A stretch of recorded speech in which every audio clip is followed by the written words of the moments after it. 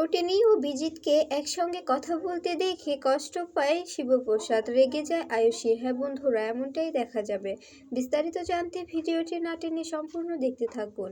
গল্পের শুরুতেই দেখা যাবে টোটেনি শিবপ্রসাদকে ফোন করে বলতে থাকে, তুমি কোথায়? তখন শিবপ্রসাদ বলতে থাকে, আসলে আমি ক্লায়েন্ট মিটিংয়ে ছিলাম। তখন দেখা যায় টোটেনি বলতে থাকে, তোমার ক্লায়েন্টের সঙ্গে একটু কথা বলা যাবে? তখন দেখা যায় শিবপ্রসাদ মায়ের কাছে ফোন দিয়ে বলতে থাকে, মায়া একটু কথা বলো তো। এরপরে মায়া বলতে থাকে, হ্যাঁ বলুন।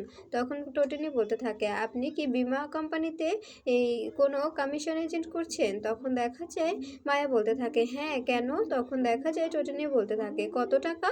তখন দেখা যায় মায়া বলতে থাকে, আসলে 50 লাখ টাকা। এরপরে দেখা যায় টোটেনি বলতে থাকে, ঠিক আছে তবে আমি রাখছি। এই বলে ফোনটা কেটে দেয়। এরপরে মায়া ও শিবপ্রসাদ দুজনে খাওয়ার জন্য বাইরে চলে যায়। এদিকে দেখা যায় ডাইনিংয়ে সবাই মিলে বসেছে খাওয়ার জন্য। টোটনির মা লাট্টু ও পিকুকে খেতে দিয়েছে। ঠিক তখনই এ, আয়ুষীর মা বলতে থাকে, সবাই খুব ভালো করে খাবে। এরপরে কাবিরকে বলতে থাকে, জামাই তুমি কিন্তু কোনো হেজিটেট বোধ করবে না, তোমার যেটা খেতে ইচ্ছা করবে তুমি সেটাই খাবে। ঠিক তখনই টটিনি এলে। তখন টটিনির মা বলতে থাকে, তুই এসেছিস? এতক্ষণ কোথায় ছিলি? সবার তো খাওয়া প্রায় শেষে হয়ে যাচ্ছে। তখন দেখা যায় টটিনি বলতে থাকে, হ্যাঁ মা, একটু কাজে গিয়েছিলাম, এক্ষুনি আসলাম। আর তখন টটেনির মা বলতে থাকে, তুই শিবপ্রসাদকে ডাক, ফোন করে কথা বলছে।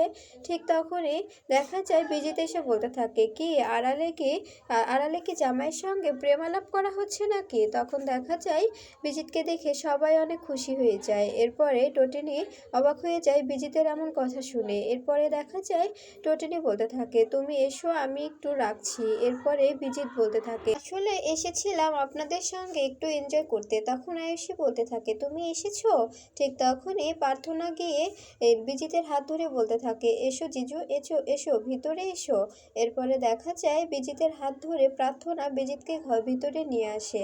এরপরে বিজিতকে ডাইনিংয়ে বসিয়ে দেয়। এরপরে বিজিত বলতে থাকে, আপনি কি আপনার হাজবেন্ডের সঙ্গে লুকিয়ে লুকিয়ে প্রেম করছিলেন? কারণ সবাই ডাইনিংয়ে বসে খাচ্ছে আর আপনি একা একা ওখানে আড়ালে গিয়ে কথা বলছেন। তখন টটিনি বলতে থাকে, আমি আমার হাজবেন্ডের সঙ্গে লুকিয়ে লুকিয়ে প্রেম করব কেন? সবার সামনে প্রেম করার ক্ষমতা আমার আছে, বুঝতে পেরেছ? এরপরে দেখা যায় আয়ুষী বলতে থাকে, তুই কিন্তু সবসময় বিজিতকে পিঞ্চ করে কথা বলিস, এটা করা কিন্তু তোর একদম ঠিক হচ্ছে না, তুই কিন্তু এভাবে সবসময় কথা বলতে পারিস না। তখন জিৎ বলতে থাকে, টটিনি তুমি কিন্তু আমার জামাইয়ের সঙ্গে খারাপ ব্যবহার করছো। তখন দেখা যায় আয়ুষী বলতে থাকে, তুই তুই এমনটা কিছুতেই করতে পারিস না। তখন দেখা যায় আয়ুষীর মা বলতে থাকে, তুই এখানে এসেছিস বিয়ে খেতে, বিয়ে খেয়ে জাস্ট চলে যাবি, আমাদের সংসারে এতটা নাক গলাচ্ছিস কেন? তখন টটিনি বলতে থাকে, নাক তো অবশ্যই গলাতে হবে। তখন আয়ুষী টটিনির মায়ের রান্না করা খাবার নিয়ে গিয়ে বিজিতকে বলে থাকে, একটু টেস্ট করে দেখো, দেখবে অনেক মজা লাগছে, আমার জেম্মা বানিয়েছে। এরপরে বিজিত খেয়ে বলতে থাকে, অনেক মজা হয়েছে তো, অনেক মজা লাগছে, আমি তো প্রায়ই আসবো এটা খেতে, আমাকে কিন্তু আপনারা রান্না করে প্রত্যেক দিন খাওয়াবেন। এরপরে আয়ুষী বিজিতকে বলতে থাকে, তুমি বসে পড়ো, আমি তোমাকে সার্ভ করে দিচ্ছি, তোমাকে আমি নিজের হাতে সার্ভ করব। তখন দেখা যায় জিৎ বলতে থাকে, না আয়ুষী, তুমি সার্ভ করবে না। তখন দেখা যায় বিজিত বলতে থাকে, কেন ও সার্ভ করবে না কেন? তখন দেখা যায় জিৎ বলতে থাকে, সার্ভ করবে টটিনি গাঙ্গুলি। তখন দেখা যায় টটিনিকে জিৎ বলতে থাকে, কি টটিনি, সার্ভ করবি না? তোর বোন জামাই ভগ্নিপতিকে নিজের হাতে খাওয়া। তখন দেখা যায় টটিনির মা বলতে থাকে, ও তো অবশ্যই খাওয়াতে পারে। তখন দেখা যায় আরাধ্যা বলতে থাকে, হ্যাঁ ছোটদি ভাই, তুই বিজিতকে নিজের হাতে সার্ভ করে দে, তবে তো বিজিত অনেক খুশি হবে, তাই না? বিজিতকে তুই নিজের হাতে খাওয়ালে বিজিত অনেক অনেক মজা পাবে। তখন দেখা যায় জিৎ বলতে থাকে, হ্যাঁ খাইয়ে দে, তোর তো ভগ্নিপতি হয়, ভগ্নিপতি হলে বোনের প্রতি এতটুকু কর্তব্য তো নেই বল? তখন দেখা যায় বিজিত বলতে থাকে, হ্যাঁ আমি আপনার হাতেই খেতে চাই, আপনি আমাকে সার্ভ করে দিলে আমি অনেক খুশি হতাম। তখন টটিনি বলতে থাকে, আমি তো অবশ্যই সার্ভ করে দেব, কিন্তু এখন নয়, বিয়ের পরে, যখন বিয়েটা হবে তারপরে দরকার হলে প্রত্যেক দিনই সার্ভ করে দেব, সমস্যা সমস্যা নেই, কিন্তু এখন পারবো না। তখন আয়ুষী বলতে থাকে, কেন বিয়ের পরে কেন? ও তো আমার হবু বর, তাই না? এখন করে দিলে কি হবে? তখন টোটিনি বলতে থাকে, এখনো তো তোর বর হয়নি, এখনো হবু বর আছে, যখন হবে তখন না হয় দেখা যাবে, এখনই এতটা উড়িস না। তখন দেখা যায় আয়ুষীর মা বলতে থাকে, তুই কি বলতে চাইছিস টোটিনি? তুই কি কি মিন করতে চাইছিস? তখন টোটিনি বলতে থাকে, আমি কি মিন করতে চাইছি সেটা তোমার জামাই বিজিত লাহিড়ী খুব ভালো করেই জানে। তখন আরাধ্যা বলতে থাকে, তুই কিন্তু এবার বাড়াবাড়ি করে ফেলছিস, সবসময় কাবিরকে নিয়ে সিক্রেট করতি, এখন পড়ে আছিস বিজিতকে নিয়ে, এমনটা কেন করছিস? আমাদের সংসারে কেন অশান্তি লাগাচ্ছিস? 7 দিনের জন্য এসেছিস, 7 দিন ঠিকঠাকভাবে থেকে খেয়ে দিয়ে চলে যাবি, এতটা ঝামেলা কেন করছিস বলতো? তখন দেখা যায় শিবপ্রসাদ এসে বলতে থাকে, আসলে আসলে আমাদের স্বভাবটাই এমন। কেন কেন কেন জানো? কারণ আমরা আমরা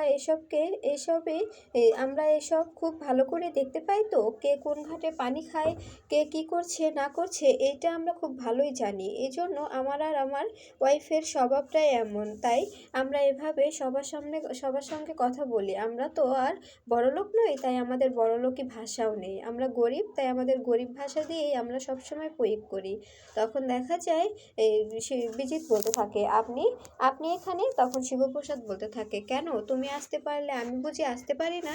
তোমারও শ্বশুর বাড়ি, আমারও শ্বশুর বাড়ি, তো তুমি হচ্ছে হবু শ্বশুর, আর আমি আমি হচ্ছে অলরেডি আমার শ্বশুর বাড়ি হয়ে গেছে, এতদিন আসিনি, কিন্তু এখন তো আমি আসতেই পারি, তাই না? তখন বিজিত বলতে থাকে, আমার সাথে তোমার তুলনা করো না, অ্যাটলিস্ট তোমার সঙ্গে আমার যায় না। তখন শিবপ্রসাদ বলতে থাকে, হ্যাঁ তাই তো, আমাদের সঙ্গে তো তোমার তুলনা করা সম্ভব না, কারণ তোমরা হচ্ছে ঘুষের টাকায় চলো, আর আমরা তো আর তা না, গায়ে ঘামা টাকা দিয়ে রোজগার করে খাই। তখন টোটেনি বলতে থাকে, আমার হাজবেন্ডকে কখনো ছোট করবে না তুমি। তখন জিৎ বলতে থাকে, তোর হাজবেন্ড কি করে? তোর হাজবেন্ড তো ওই তো সামান্য বীমা কোম্পানির এজেন্ট, এছাড়া তো আর কিছু না।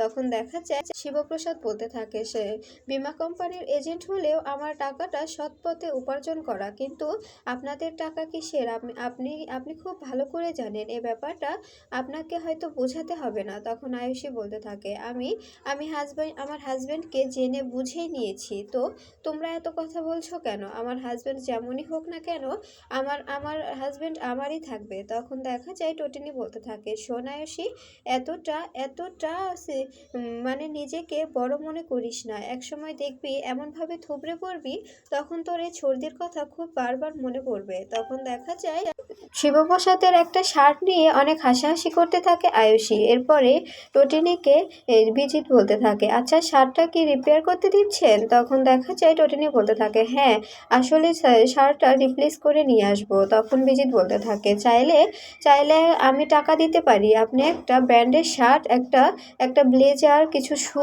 অনেক কিছু কিনে নিতে পারেন, সমস্যা নেই।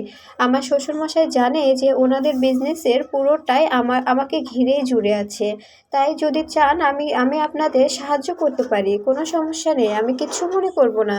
আপনাদের যদি মনে হয় যে আপনাদের হেল্পের প্রয়োজন, তখন আপনি আমার থেকে হেল্পটা নিতে পারেন। তখন দেখা যায় শিবপ্রসাদ বিজিতকে অপমান করে কথা বললে, তখন বিজিত শিবপ্রসাদের দিকে ধেয়ে যায়। ঠিক তখনই কাবির বিজিতকে ধরে ফেলে। এরপরে দেখা যায় তখন টোটিনির মা বলতে থাকে, তুমি এভাবে আমার জামাইয়ের উপরে উত্তেজিত হতে পারো না, তুমি যেমন এবারে জামাই, আমার এটাও কিন্তু আমার জামাই, বুঝতে পেরেছো? আমাদের বাড়ির বড় জামাই, তাই তোমরা এভাবে আমার জামাইয়ের সঙ্গে কথা বলতে পারবো না।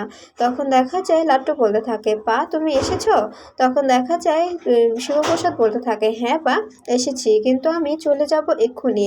তখন দেখা যায় বিজিত বলতে থাকে, তুমি এখানে কেন এসেছো?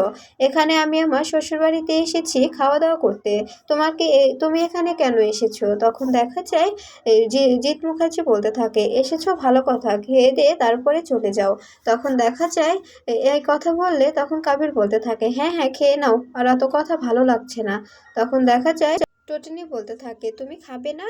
তখন দেখা যায় শিবপ্রসাদ বলতে থাকে, আসলে আসলে বড় লোকদের সঙ্গে আমি আমি আবার সবার সামনে এক টেবিলে বসে খেতে পারি না। আমার নাম শিবপ্রসাদ তো, তাই আমি আবার ঠাকুরাজরা করে তারপরেই খাই। তারপরে দেখা যায় এই কথাটা বলে শিবপ্রসাদ চলে যায়। এরপরে দেখা যায় এই কাবির বলতে থাকে, আচ্ছা আয়ুষী দি, আপনি আপনি আপনার হাজবেন্ডকে বিশ্বাস করেন তো? তখন দেখা যায় আয়ুষী বলতে থাকে, হ্যাঁ বিশ্বাস করি তো, আমি আমার হাজবেন্ডকে অবশ্যই বিশ্বাস করি।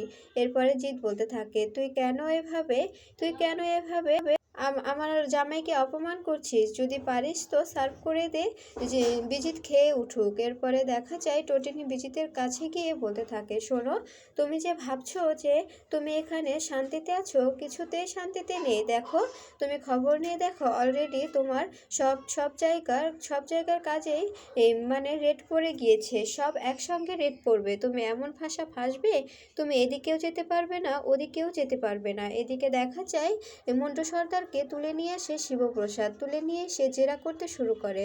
তখন মন্টু সর্দার বলতে থাকে, আপনি আমাকে এভাবে তুলে নিয়ে আসতে পারেন না, আপনার কাছে কোনো রাইট নেই। তখন দেখা যায় শিবপ্রসাদ বলতে থাকে, আমি তোকে তুলে নিয়ে আসতে পারি কি পারি না সেটা আমাকে শিখা